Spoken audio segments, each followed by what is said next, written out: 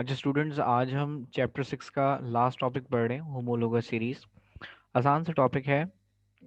Concept थोड़े से हैं इसके अंदर। पेपर पॉइंट ऑफ व्यू से भी इम्पोर्टेंट है। 2 नंबर का शॉर्ट नोट काफ़ी दफ़ा आया है इसमें से। इसके अलावा 4 नंबर का क्वेश्चन भी कभी कभार आ जाता है। तो होमोलोगस सीरीज को स्टार्ट करते हैं। फॉर एग्जाम्पल, एक चेन मैं आपके सामने कंसिडर कर रहा हूँ। मैं ड्रॉ कर रहा हूँ। कोशिश कीजिएगा कि आप भी साथ साथ इसे ड्रॉ कर लें। ठीक है। फॉर एग्जाम्पल, सबसे पहले मैं ले लेता हूँ एक कार्बन। यहाँ मैंने एक कार्बन ले लिया। फिर मैं 2 कार्बन यूज़ कर लेता हूँ। तो यहाँ पे मैंने ले लिए 2 कार्बन। इसी तरह से थर्ड वाले केस के लिए मैं 3 कार्बन ले लेता हूँ। जो सपोज, मतलब एक चेन में ले रहा हूँ एक कार्बन की, एक चेन में ले रहा हूँ 2 कार्बन की, इसी तरह से एक चेन में 3 कार्बन की ले रहा हूँ। और इस तरह से कार्बन की क्वांटिटी को मैं ग्रेजुअली इंक्रीज कर रहा हूँ।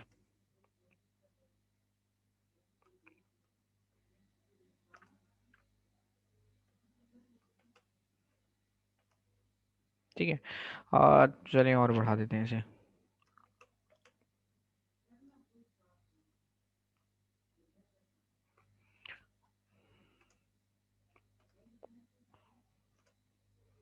एक और ले लेते हैं, चलें।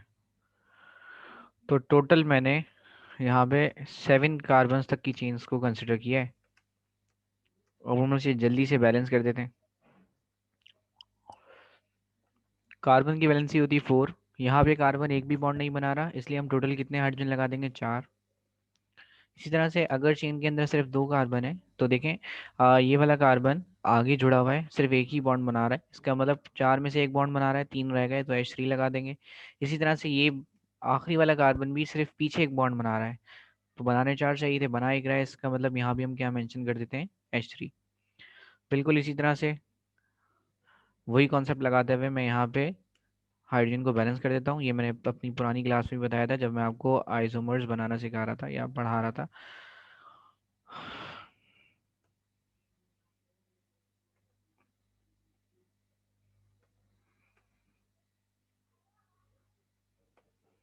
तो वैलेंसी के अकॉर्डिंगली मैं इनको बैलेंस कर रहा हूँ।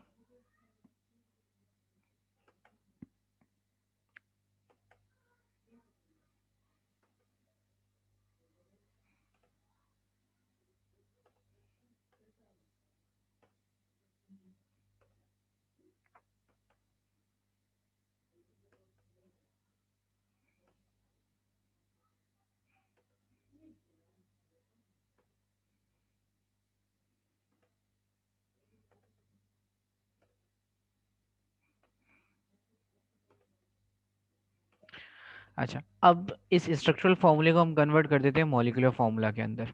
ये तो ऑलरेडी मॉलिक्यूलर फार्मूला में कन्वर्ट ही है, तो इसे तो करने की जरूरत नहीं है। बस मैं इसे डायरेक्ट लिख देता हूँ CH4। ये तो ऑलरेडी कन्वर्ट है। इसे हम कन्वर्ट कर देते हैं। इसे अगर हम कन्वर्ट करेंगे तो देखें, टोटल आपके पास कार्बन 2 हैं और हाइड्रोजन 3 और 3 6 हो गए। तो मैं यहाँ पे मेंशन कर रहा हूँ C2H6। इसी तरह से इसको अगर आप चेक करें तो देखें, टोटल 3 कार्बन है आपके पास, और हाइड्रोजन को गिने तो हाइड्रोजन आपके पास आ रहे हैं 8।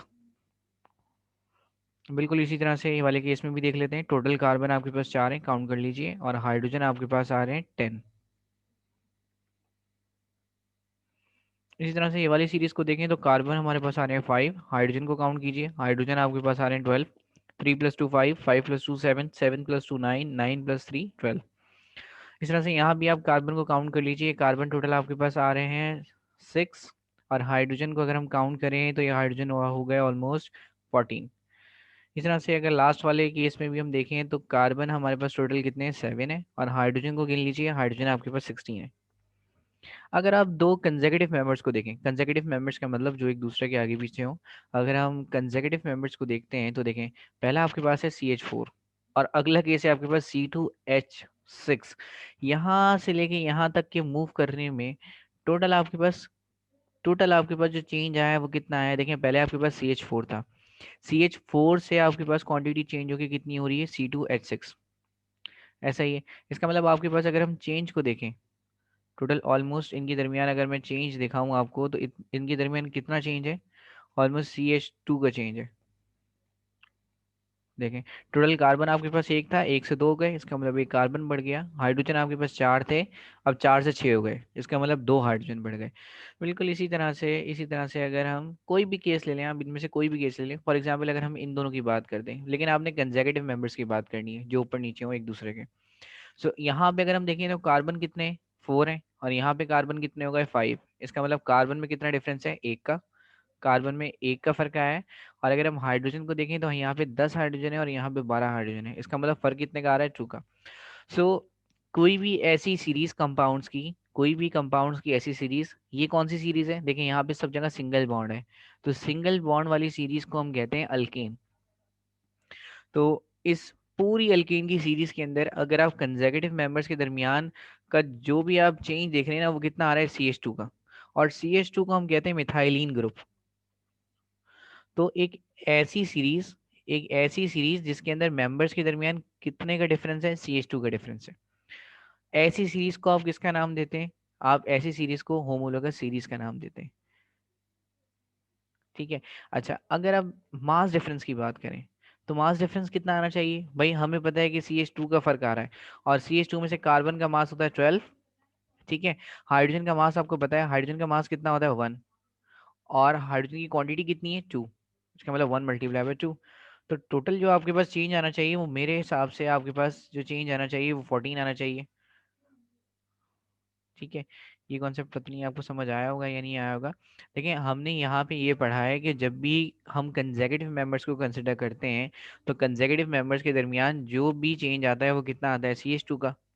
इसी तरह से मास में भी कितना चेंज आएगा, 14 का। क्योंकि कार्बन का मास 12 होता है, हाइड्रोजन का मास 1 होता है, और हम 2 से मल्टीप्लाई करेंगे तो ये 14 हो जाएगा। तो होमोलोगस सीरीज एक ऐसी सीरीज है जिसमें कंसेक्यूटिव मेंबर्स के दरमियान जो चेंज आता है वो कितने का आता है, वो CH2 का आता है, बाकी पूरी सीरीज सेम है। और मास डिफरेंस कितने का आएगा, मास डिफरेंस 14 का आएगा। ठीक है। तो इसे हम बाय डेफिनेशन देख लेते हैं जरा जल्दी से। डेफिनेशन आपसे क्या कह रही है, a series of organic compounds having same structural features, ऐसी सीरीज ऑर्गेनिक कंपाउंड्स की जिनकी स्ट्रक्चरल फीचर्स सेम है।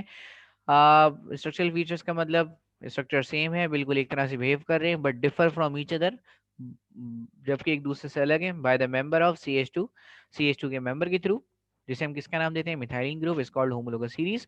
And the members of this series are called homologous. इस सीरीज को हम नाम देते हैं होमोलोगस सीरीज का, और इसकी जो मेंबर्स हैं उसे हम किसका नाम देते हैं, होमोलोगस का। अच्छा, अब एक प्रॉपर्टी तो हमने ऑलरेडी डिस्कस कर ली है, एक प्रॉपर्टी हमने क्या डिस्कस की है, मास डिफरेंस की। जो भी मास डिफरेंस होगा वो कितना होगा, 14, क्योंकि आपको पता है कि कंसेक्यूटिव मेंबर्स के दरमियान जो चेंज है वो CH2 का है, और CH2 की वजह से जो मास में चेंज आएगा वो 14 होगा। अगर मैं आपसे फिजिकल प्रॉपर्टीज की बात करूं, अगर मैं आपसे फिजिकल प्रॉपर्टीज की बात करूं, अभी हमने एक बात यहाँ भी देखी है, फॉर एग्जांपल अगर हम फिजिकल प्रॉपर्टीज की बात करते हैं, तो यहाँ मैं हेडिंग मेंशन कर देता हूँ पहले, फिजिकल प्रॉपर्टीज की। अगर हम फिजिकल प्रॉपर्टीज की बात करें तो अभी हमने एक बात देखी है कि सीरीज के अंदर ग्रेजुअल कार्बन की क्वांटिटी बढ़ रही होती है। आपने सीरीज पूरी पढ़ी है, methane, ethane, propane, butane, pentane, hexane, heptane, octane, nonane, decane. तो जैसे जैसे सीरीज में मैं नीचे की तरफ जाऊंगा तो नंबर ऑफ कार्बन एटम्स बढ़ेंगे। देखिए, मैं आपको बहुत तामुल से बहुत प्यार से समझा रहा हूँ। जैसे जैसे हम सीरीज में नीचे की तरफ जाएंगे तो नंबर ऑफ कार्बन एटम्स बढ़ रहे होते हैं। मीथेन है, मीथेन में एक कार्बन है, इथेन है, इथेन का मतलब दो कार्बन है, प्रोपेन है, प्रोपेन का मतलब तीन कार्बन है, ब्यूटेन है, ब्यूटेन का मतलब चार कार्बन है, और इसी तरह से कंटिन्यू है। अच्छा, जब हम डाउन द ग्रुप जाते हैं, जैसे जैसे हम सीरीज में डाउन जाते हैं, सो मैं यहाँ पे लिख देता हूँ, as we move down the group, या as we move along the series, अगर हम सीरीज के अकॉर्डिंगली चलें, as we move along the series, तो हमें एक बात तो पता है यहाँ पे, ये पहला केस है। हमें एक बात यहाँ पे, इतनी बात तो हमें पता है कि अगर हम डाउन द ग्रुप जाते हैं सीरीज के अंदर तो नंबर ऑफ कार्बन्स बढ़ते हैं। ऐसा ही है, मीथेन के अंदर एक है तो इथेन के अंदर दो है, इसका मतलब नंबर ऑफ कार्बन एटम्स बढ़ रहे हैं। ठीक है। अच्छा, अब नंबर ऑफ कार्बन एटम्स बढ़ने का मतलब है यहाँ पे ऑर्गेनिक मॉइटीज बढ़ रही है, ऑर्गेनिक पार्ट्स बढ़ रहे हैं, ऑर्गेनिक मॉइटीज बढ़ रही है। ठीक है। ऑर्गेनिक मॉइटीज इंक्रीज हो रही है। देखिए अगर हम अलोंग द सीरीज मूव करें, सीरीज के नीचे की तरफ मूव करें, तो नंबर ऑफ कार्बन इंक्रीज होते हैं। और नंबर ऑफ कार्बन इंक्रीज होने की वजह से ऑर्गेनिक मॉलिक्यूल्स बढ़ रही हैं, क्योंकि कार्बन के साथ हाइड्रोजन भी होता है, और कार्बन और हाइड्रोजन होते हैं तो उसे हम हाइड्रोकार्बन कहते हैं। इसका मतलब सीरीज में नीचे जाते हैं तो methane, ethane, propane, butane, pentane, hexane में नंबर ऑफ कार्बन तो बढ़ते हैं, लेकिन उसके साथ साथ हाइड्रोजन भी बढ़ रहे हैं, अभी हमने सीरीज में देखा। तो नंबर ऑफ कार्बन एटम्स बढ़ने की वजह से ऑर्गेनिक मॉइटीज भी बढ़ रही हैं, और ऑर्गेनिक मॉइटीज अगर बढ़ रही हैं तो वाटर सॉल्युबिलिटी कम हो जाएगी, याद रखिएगा, क्योंकि वाटर एक इनऑर्गेनिक सॉल्वेंट है। वाटर एक इनऑर्गेनिक सॉल्वेंट है, और अगर आप कंटिन्यूसली ऑर्गेनिक पार्ट को बढ़ाते रहें, कार्बन एक ऑर्गेनिक, इनऑर्गेनिक, कार्बन एक ऑर्गेनिक है, हाइड्रोजन एक ऑर्गेनिक है, तो अगर हम कार्बन और हाइड्रोजन की मॉइटीज को बढ़ाते रहेंगे तो जाहिर है वाटर तो उसे अट्रैक्ट ही नहीं करेगा, क्योंकि वाटर एक इनऑर्गेनिक है, और कार्बन हाइड्रोजन एक ऑर्गेनिक कम ऑर्गेनिक नेचर रखते हैं। तो इसका मतलब दोनों की नेचर क्योंकि डिफरेंट है, इसलिए वाटर सॉल्युबिलिटी कम होना शुरू हो जाएगी। फॉर एग्जाम्पल मीथेन शायद अच्छे से सॉल्युबल हो जाए, इथेन थोड़ा कम होगा, प्रोपेन और कम सॉल्युबल होगा पानी के अंदर, ब्यूटेन थोड़ा और कम पानी के अंदर सॉल्युबल होगा, पेंटेन और हेक्सेन और हेप्टेन, और इसी तरह से कंटिन्यू करते रहें। जैसे जैसे मैं कार्बन की अमाउंट बढ़ाता रहूंगा, वैसे वैसे वाटर सॉल्युबिलिटी डिक्रीज होती रहेगी। अच्छा, एक और चीज,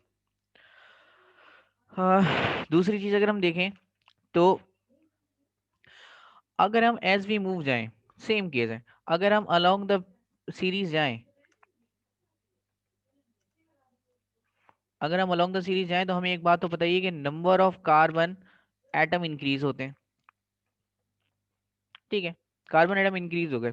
इस कार्बन एटम इंक्रीज होने की वजह से क्या होगा, इस कार्बन एटम इंक्रीज होने की वजह से नंबर ऑफ पार्टिकल्स बढ़ेंगे, ठीक है, नंबर ऑफ पार्टिकल्स बढ़ेंगे, और नंबर ऑफ पार्टिकल्स बढ़ने की वजह से यहाँ पर क्या होगा, फिजिकल स्टेट चेंज होनी शुरू हो जाएगी। फिजिकल स्टेट, क्योंकि कंटिन्यूअसली आपका केमिकल भारी होना शुरू हो जाएगा, उसमें पार्टिकल्स आने शुरू हो जाएंगे, और हर तरफ से एक पार्टिकल दूसरे पार्टिकल पे प्रेशर अप्लाई कर रहा होगा, और स्ट्रक्चर बिल्कुल टाइट होना शुरू हो जाएगा। फॉर एग्जाम्पल अगर कार्बन की क्वांटिटी कम है, नंबर ऑफ पार्टिकल्स कम है, पार्टिकल्स दूर दूर होंगे, वो चीज़ आपको गैस की फॉर्म में नजर आएगी। For example methane, ethane, propane, butane gases हैं जस्ट सपोज, लेकिन जैसे जैसे कार्बन की क्वांटिटी बढ़ेगी, नंबर ऑफ पार्टिकल्स बढ़ेंगे, प्रेशराइज होंगे, अब पार्टिकल्स करीब आएंगे तो वो स्टेट हो जाएगी लिक्विड की। इसका मतलब जैसे जैसे हम डाउन द ग्रुप जा रहे हैं, जैसे जैसे हम अलोंग द सीरीज जा रहे हैं, तो नंबर ऑफ पार्टिकल्स बढ़ने की वजह से स्टेट फिजिकल लिक्विड पे आ रही है। और इसी तरह से अगर हम और ज्यादा नीचे चले जाएं, हेप्टेन, ऑक्टेन, नोनेन, डेकेन, इस तरह से, तो अब नंबर ऑफ पार्टिकल्स बहुत ज्यादा बढ़ रहे हैं, और नंबर ऑफ पार्टिकल्स बढ़ने की वजह से पार्टिकल्स जो कंपाउंड है वो डेंस हो रहा है, और अब उसकी जो फिजिकल स्टेट है वो कहाँ चली जाएगी, सॉलिड की तरफ। तो बेटा शुरू के मेंबर्स, सीरीज के शुरू के मेंबर्स हमेशा आपको गैसियस फॉर्म में नजर आएंगे, जैसे जैसे सीरीज में नीचे की तरफ जाएंगे क्योंकि पार्टिकल्स बढ़ेंगे तो वो लिक्विड स्टेट पे आ जाएगा, और अगर आप नीचे जाएंगे तो वो चीज़ सॉलिड स्टेट पे आ जाएगी। तो फिजिकल प्रॉपर्टी में आपने ये दो बातें याद रखनी है। इसके साथ एक और पॉइंट को हम डिस्कस करते हैं। फॉर एग्जाम्पल अगर मैं नीचे की तरफ मूव किया, सीरीज में मैं अलोंग द सीरीज मूव कर रहा हूँ, ठीक है, सो हमें एक बात पता है, वही सेम केस लेंगे कि number of carbon atom increases होते हैं, number of carbon atom increase होते हैं। अगर number of carbon atom increase हो रहे हैं तो जाहिर ही बात है कि मटेरियल क्या हो रहा है, डेंस हो रहा है, डेंसिटी भी इंक्रीज होगी। भाई एक पार्टिकल है, एक कंपाउंड है जिसके अंदर पार्टिकल्स कम है, एक कंपाउंड है जिसके अंदर पार्टिकल ज्यादा है, जाहिर ही बात है जिसमें पार्टिकल ज्यादा है वो पार्टिकल डेंस होगा, वो कंपाउंड डेंस होगा। और अगर वो कंपाउंड डेंस है तो उसका मेल्टिंग और बॉइलिंग पॉइंट भी ज़्यादा ही होगा, क्योंकि आपको पता है मटेरियल अगर डेंस हो रहा है तो उसमें अट्रैक्टिव फोर्सेस बहुत होंगी। ऐसा ही है, अगर नंबर ऑफ पार्टिकल्स बढ़ा रहा हूँ, देखें कॉन्सेप्ट को समझने की कोशिश कीजिएगा, अगर हम नंबर ऑफ पार्टिकल्स बढ़ा रहे हैं, कार्बन एटम की वैल्यू इंक्रीज हो रही है, अगर हम नंबर ऑफ पार्टिकल्स बढ़ा रहे हैं तो पार्टिकल्स के दरमियान जब ज़्यादा पार्टिकल्स होंगे तो ज़्यादा अट्रैक्शन लगेगी, जब ज़्यादा अट्रैक्शन लगेगी तो उसकी डेंसिटी बढ़ जाएगी, पार्टिकल्स करीब करीब आ जाएंगे, और जब पार्टिकल्स करीब करीब आ जाएंगे तो आपको उसे मेल्ट करना मुश्किल होगा। इसका मतलब हम ये कह सकते हैं कि उसका मेल्टिंग पॉइंट और बॉइलिंग पॉइंट इंक्रीज हो जाएगा, ठीक है। मैंने आपको ये पढ़ाया कि जब हम डाउन द ग्रुप जाएंगे, सॉरी जब हम सीरीज के अकॉर्डिंगली जा रहे होंगे नीचे की तरफ, तो वाटर सॉल्युबिलिटी कम होना शुरू हो जाएगी, फिजिकल स्टेट डेंस होना शुरू हो जाएगी, मतलब गैस से लिक्विड और फिर लिक्विड से सॉलिड की तरफ जाना शुरू हो जाएगी, और मेल्टिंग और बॉइलिंग पॉइंट इंक्रीज होना शुरू हो जाएगा। तो यहाँ पे अभी तक हमने दो तरह के फीचर्स डिस्कस किए हैं, एक मास डिफरेंस है और एक फिजिकल प्रॉपर्टीज है। फॉर एग्जाम्पल इसी तरह से मैं आपसे एक और फीचर डिस्कस कर रहा हूँ कि फॉर एग्जाम्पल अगर मैं आपसे बात करता हूँ केमिकल प्रॉपर्टीज की,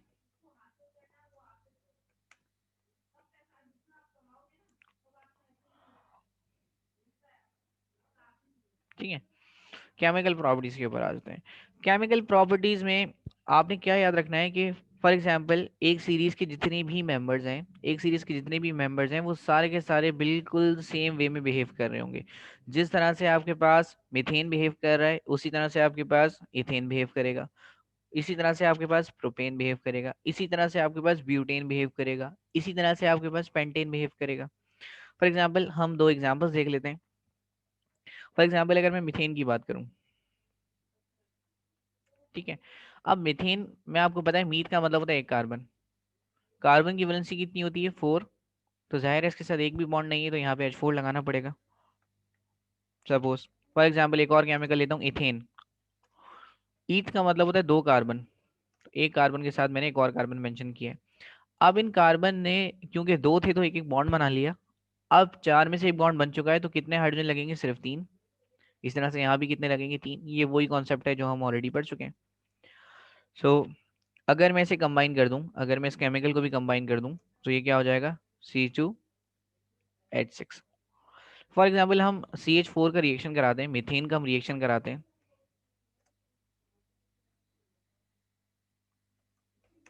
मैं ऑक्सीजन से।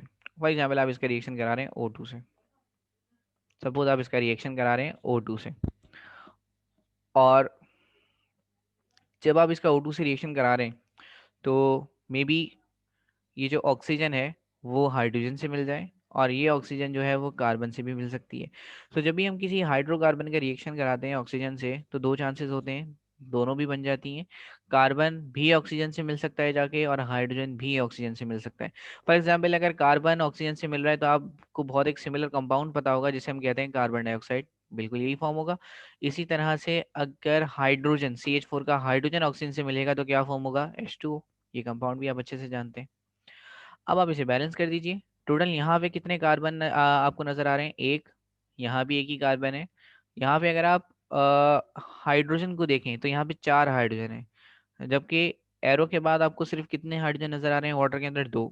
इसका मतलब यहाँ बैलेंस करने के लिए मैं क्या लगा देता हूँ, 2। बिल्कुल इसी तरह से यहाँ पे आपके पास ऑक्सीजन कितने, 2 हैं, और यहाँ अगर आप देखें एरो के बाद तो 2 O आपके पास यहाँ पर है, और ये 2 लगा हुआ है, ये सबके साथ होता है। इसका मतलब 2 ऑक्सीजन तो ये कार्बन के साथ है और 2 ऑक्सीजन ही वाटर के अंदर है, तो 4 हो गए। एरो से पहले 2 थे, एरो के बाद 4 थे, इसलिए हमने बैलेंस करने के लिए यहाँ 2 लगा दिया। सो हमने ये देखा कि जब भी मैं मीथेन को ऑक्सीजन की मौजूदगी में जलाता हूँ तो मेरे पास कार्बन डाइऑक्साइड और वाटर बनता है। इसी तरह से फॉर एग्जाम्पल अगर मैं इथेन को जलाऊं C2H6 को, अगर हम इसका रिएक्शन करा दें ऑक्सीजन से, अब यहाँ भी तो कार्बन है और ये वाला कार्बन भी जब ऑक्सीजन से मिलेगा तो क्या फॉर्म करेगा, जहर कार्बन डाइऑक्साइड फॉर्म करेगा। और इसी तरह से इस C2H6 के अंदर जो हाइड्रोजन है ये भी जब ऑक्सीजन से मिलेगा तो क्या फॉर्म करेगा, वाटर फॉर्म करेगा। अब आप इसे बैलेंस कर दीजिए, यहाँ पर कार्बन कितने हैं, 2, तो यहाँ कार्बन डाइऑक्साइड के साथ मैं मेंशन कर देता हूँ 2। हाइड्रोजन आपके पास कितने हैं, 6। यहाँ अगर आप वाटर में देखें तो 2 हैं, तो यहाँ 3 लगाना पड़ेगा ताकि 3 2 6 हो जाए। अब अगर हम बात करें ऑक्सीजन की, तो ऑक्सीजन अगर मैं यहाँ देखूँ तो यहाँ पर 2 हैं, और यहाँ अगर मैं देखूँ तो 2 2 4 और +3 7 है। तो एक जगह पे आपके पास 2 हैं, एक जगह पे आपके पास 7 है, तो हमें 2 वाली साइड पे क्वांटिटी बढ़ानी है। तो 2 के साथ मैं ऐसा क्या करूं, 2 के साथ मैं ऐसा क्या करूं जो ये 7 हो जाए, तो इसे आप किससे मल्टीप्लाई कर देंगे, 3.5 से, क्योंकि 3.5 को जब आप 2 से मल्टीप्लाई करेंगे तो 7 हो जाएगा। अब 3.5 तो हम लिखते नहीं है, अब 3.5 हमारे पास वैल्यू आती कब है, जब हम 7 को 2 से डिवाइड करते हैं। इसका मतलब आप 7/2 यहाँ पे मेंशन कर सकते हैं। तो देखें, आप चाहे मीथेन को यूज कर रहे हैं चाहे आप इथेन को यूज कर रहे हैं, अगर आप उसे ऑक्सीजन की मौजूदगी में जला रहे हैं तो दोनों के दोनों कंपाउंड्स आपको कार्बन डाइऑक्साइड और वाटर दे रहे हैं। सिर्फ फर्क यहाँ पर ये है कि क्वांटिटी का फर्क है। हाइड्रोजन क्योंकि इथेन के अंदर ज़्यादा होते हैं इसलिए वाटर की क्वांटिटी ज़्यादा है, और कार्बन भी क्योंकि इथेन के अंदर ज़्यादा होते हैं तो सिर्फ कार्बन की क्वांटिटी ज़्यादा है, और कुछ नहीं। तो दोनों सेम तरह से काम करें। इसी तरह से अगर आप प्रोपेन को जलाएं, प्रोपेन भी आपको कार्बन डाइऑक्साइड और वाटर ही देगा। ब्यूटेन, पेंटेन, हेक्सेन, ऑक्टेन, नोनेन, कोई सा भी केमिकल ले लें, अगर वो एक ही सीरीज का है तो वो सेम तरह से बिहेव करेगा। तो इन कंपाउंड्स की केमिकल प्रॉपर्टीज भी सेम है। केमिकल प्रॉपर्टीज को अगर हम बहुत आसान करके पढ़ें तो इन कंपाउंड्स का रिएक्शन करने का बिहेवियर बिल्कुल सेम है। तो अभी तक हमने तीन चीजें डिस्कस की हैं। एक मास डिफरेंस 14 होता है। दूसरी चीज हमने डिस्कस की फिजिकल प्रॉपर्टीज। फिजिकल प्रॉपर्टीज के अंदर solubility, melting point, boiling point और फिजिकल स्टेट। और उसके बाद हमने डिस्कस की है केमिकल प्रॉपर्टीज। ठीक है, अब हम प्रिपरेशन को डिस्कस कर लेते हैं। प्रिपरेशन भी इनकी बिल्कुल सेम तरह से होती है। फॉर एग्जांपल, जिस तरह से मैं मीथेन को तैयार करूंगा बिल्कुल इसी तरह से मैं किसे तैयार करूंगा, इथेन को। सो अगर हम प्रिपरेशन की बात करें तो इनकी प्रिपरेशन भी सेम होती है। फॉर एग्जांपल, अगर मैं आपसे मीथेन की बात करूं तो मीथेन का फॉर एग्जांपल एक केमिकल ले लेता हूँ, CH3। CH3, क्योंकि आप आयोबिक नेमिंग पढ़ चुके हैं तो आपको CH3 का नाम पता होगा, इसे हम कहते हैं मिथाइल। ठीक है, फॉर एग्जांपल मैं ले लेता हूँ मिथाइल क्लोराइड, और इस मिथाइल क्लोराइड का मैं रिएक्शन करा देता हूँ हाइड्रोजन से। ठीक है, हाइड्रोजन गैस भी ले सकते हैं, सिंगल हाइड्रोजन भी ले सकते हैं। फर्क यहाँ पर यह आएगा कि अगर आप हाइड्रोजन गैस लेते हैं तो रिएक्शन देर में होता है, और रिएक्शन के लिए हमें बहुत सारे काम करने पड़ते हैं, कैटलिस्ट यूज करना पड़ता है और टेम्परेचर हाई देना पड़ता है। लेकिन अगर आप एच यूज करेंगे, सिर्फ एटॉमिक फॉर्म में यूज करेंगे तो रिएक्शन थोड़ा सा फास्ट हो जाएगा, और कुछ नहीं। अच्छा, अब फॉर एग्जाम्पल ये क्लोरीन है, अगर ये हाइड्रोजन से मिलता है जाके तो क्या फॉर्म करेगा, HCl। इतनी नॉलेज तो आपको भी होगी। और इसी तरह से अगर ये CH3 इस हाइड्रोजन से मिलेगा, ये CH3 अगर इस हाइड्रोजन से मिलेगा तो क्या फॉर्म करेगा, CH4। और CH4 आपको पता है कि इसका फॉर्मूला है मीथेन का। यहाँ बैलेंस करने के लिए, क्योंकि एक हाइड्रोजन हमने क्लोरीन के साथ लगाया, एक हाइड्रोजन हमने हाइड्रोजन CH3 के साथ लगाया, तो दो हो गए, इसलिए हम यहाँ पे बैलेंस करने के लिए 2 लगा रहे हैं। अच्छा देखिए, मैं आपको बहुत तेज पढ़ा रहा हूँ होमोलॉगस सीरीज के अंदर, क्योंकि ये सारी प्रिपरेशंस हम 7 चैप्टर में दोबारा रिपीट करेंगे।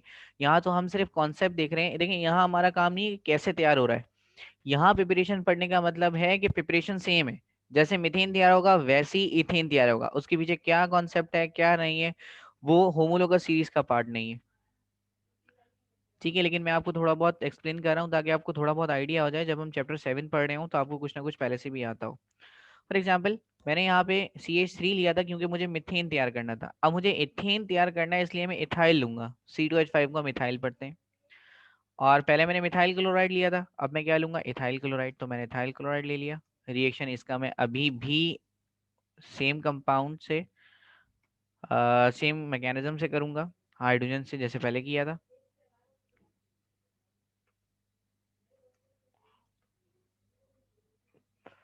इसी तरह से ये H जब Cl से मिलेगा जाके तो जिस तरह से ऊपर फॉर्म हो रहा है बिल्कुल इसी तरह से यहाँ पर HCl फॉर्म हो जाएगा।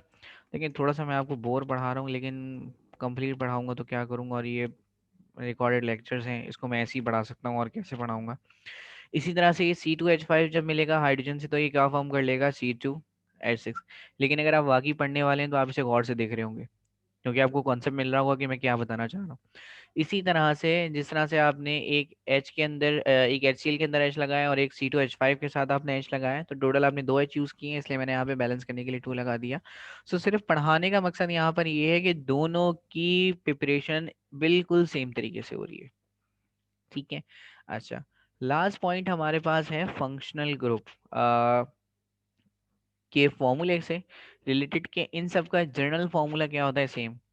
फॉर एग्जाम्पल, अगर मैं आपसे अल्केन की बात करूं, इसे हम बहुत डिटेल में पढ़ेंगे चैप्टर 7 के अंदर। Alkane, alkyne, alkyne, alcohol chapter 11 में डिटेल में पढ़ेंगे। अल्काइल हाइड चैप्टर 8 में डिटेल में पढ़ेंगे।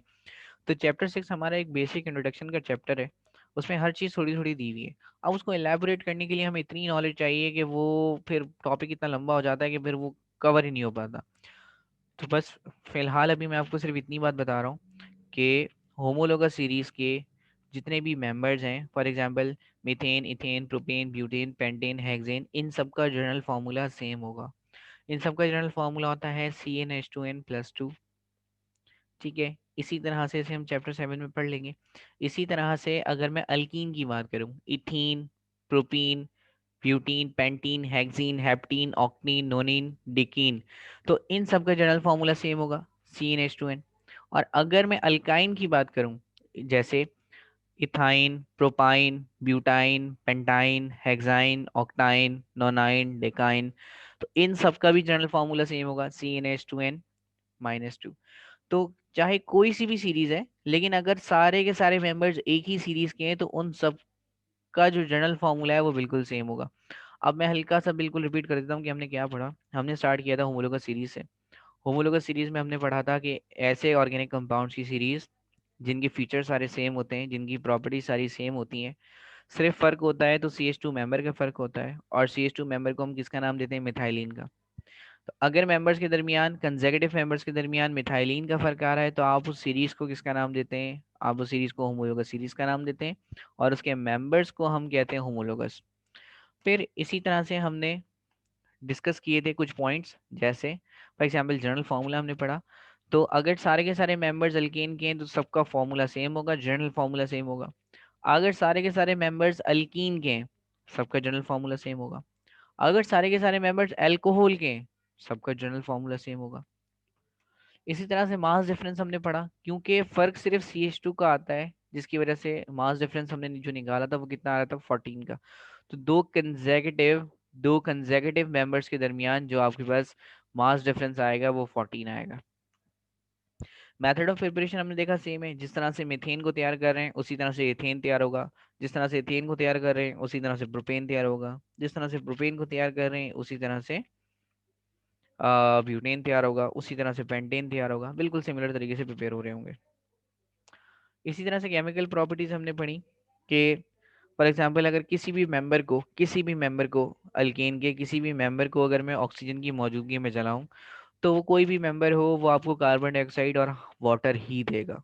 क्वांटिटी में फर्क हो सकता है लेकिन केमिकल में फर्क नहीं होगा। इसी तरह से फिजिकल प्रॉपर्टीज में हमने ये पढ़ा कि जैसे जैसे हम सीरीज के अलोंग मूव करते रहते हैं, methane, ethane, propane, butane, pentane आगे की तरफ जाते रहते हैं, तो number of carbon atom increase होते हैं। क्योंकि ये कार्बन एटम्स ऑर्गेनिक नेचर के होते हैं और वाटर एक इनऑर्गेनिक है, तो दोनों की नेचर नहीं मिलती, जिसकी वजह से एक दूसरे को ये सॉल्युबलाइज नहीं कर पाते। तो जैसे जैसे नंबर ऑफ कार्बन एटम्स बढ़ेंगे वाटर सॉल्युबिलिटी कंपाउंड की कम होने लग जाती है। एक कंपाउंड है जिसके अंदर number of carbon atoms come है, शायद वो कंपाउंड पानी में डिजॉल्व हो जाए। लेकिन अगर एक कंपाउंड है जिसके अंदर नंबर ऑफ कार्बन एटम्स ज़्यादा हैं, वो कंपाउंड पानी के अंदर डिजॉल्व नहीं होगा। जैसे जैसे हम नंबर ऑफ कार्बन एटम्स को बढ़ाते हैं पार्टिकल्स बढ़ जाते हैं, पार्टिकल्स बढ़ने की वजह से वो मटेरियल अब दूसरे पार्टिकल्स को ज़्यादा अट्रैक्ट करते हैं अपनी तरफ, क्योंकि पहले पार्टिकल कम थे तो ज़ाहिर है अट्रैक्टिव फोर्सेस भी कम होंगी। जब नंबर ऑफ पार्टिकल्स बढ़ाएंगे कार्बन बढ़ने की वजह से तो ज़ाहिर है अट्रैक्टिव फोर्सेस भी ज़्यादा होंगी। और इन अट्रैक्टिव फोर्सेस की वजह से हम ये कह सकते हैं कि अब वो चीज़ गैस से लिक्विड और फिर लिक्विड से सॉलिड की तरफ जा रही होगी, और इसी तरह से उनके मेल्टिंग पॉइंट और बॉइलिंग पॉइंट भी ज़्यादा आ रहे होंगे। तो यहाँ पे हमारे पास होमोलोगस सीरीज एंड हो गई। अल्लाह हाफिज़, टेक केयर।